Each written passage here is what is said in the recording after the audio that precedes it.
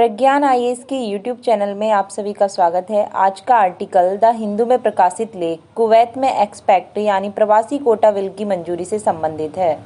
चलिए जानते हैं कि यह चर्चा में क्यों है। हाल ही में कुवैत की नेशनल असेंबली की कानूनी और विधायी समिति ने ड्राफ्ट एक्सपैक्ट कोटा बिल को मंजूरी दे दी है। आइए इससे संबंधित मुख्य बिंदु जानते हैं। Draft expect quota bill Kuwait में प्रवासियों की संख्या को सीमित करने से संबंधित है।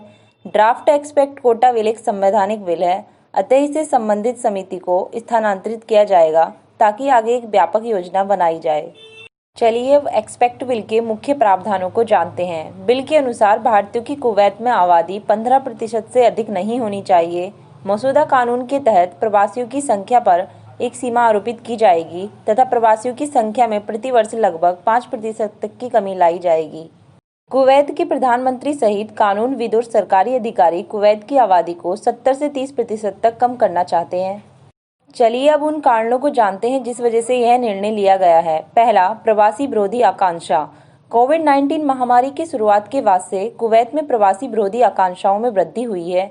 कुवैत में अधिकतर कोविड-19 संक्रमण के मामले विदेशी प्रवासियों में देखने को मिले हैं, क्योंकि ये प्रवासी श्रमिक भीड़भाड़ वाले आवास में निवास करते थे, जिससे उनके मध्य वायरस संक्रमण आसानी से प्रसारित होता है।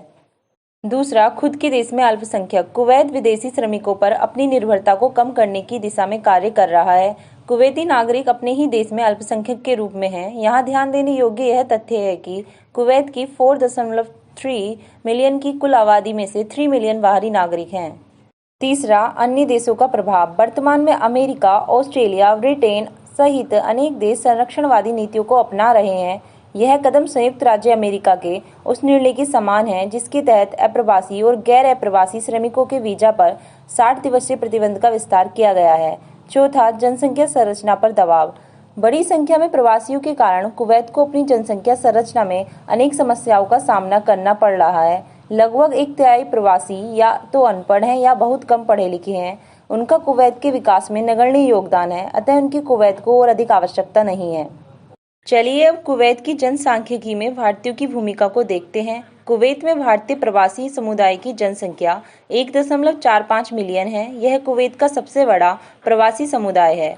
लगभग 28,000 भारतीय विभिन्न सरकारी नौकरियों जैसे नर्स, राष्ट्रीय तेल कंपनियों में इंजीनियर और वैज्ञानिक के रूप में कार्य करते हैं। अधिकांश भारतीय, लगभग 5 लाख, निजी क्षेत्र में कार्यरत हैं।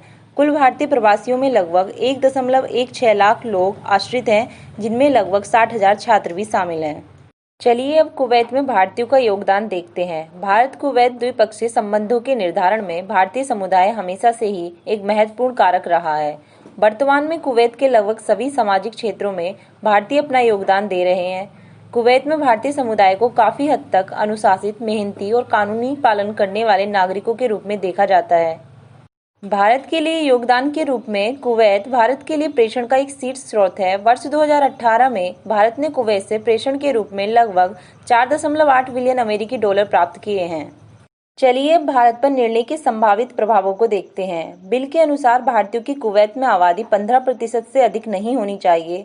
अगर कानून को लागू किया जाता है तो इससे 8 लाख से अधिक भारतीयों को कुवैत से वापस भारत आना पड़ सकता है। खाड़ी देशों में सबसे ज्यादा भारतीय कामगार काम करते हैं। इन देशों में यह संख्या लगभग 90 लाख है। अन्य देश में भी कुवैत से प्रेरित होकर ऐसे ही कदम उठा सकते हैं। भविष्य में खाड़ी देशों तथा भारत के मध्य प्रवासियों को लेकर व्यापक टकराव देखने को मिल सकता है। इससे भारत की ऊर्जा सुरक्षा प्रभावित हो सकती है।